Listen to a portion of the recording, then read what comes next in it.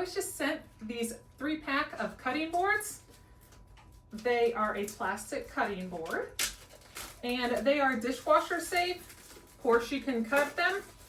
One of my favorite things of them are they've got these little grooves around the edges to help with any liquid stuff. So if you're cutting like tomatoes or even some meats that have some juice in it, that's not going to end up all over your counter.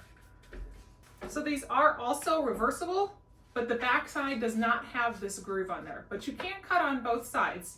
So we're going to bring you in here and you can look at this up close. So here are the 3 boards up close, the 3 different sizes. This is the small board. It's 10 by 7. And they do have this like rubberized grip around the edge here, so it won't slide while you're cooking. So whenever you're doing stuff, it's not going to slide all around because of that grip on there. So that is nice. It also has a little bit of a texture. I don't know if you can see that on the camera, but it does have a nice little texture on there as well to help with the gripping of the food on there. Here's your medium-sized board. It is a 13 by 8. Here's the back side of it.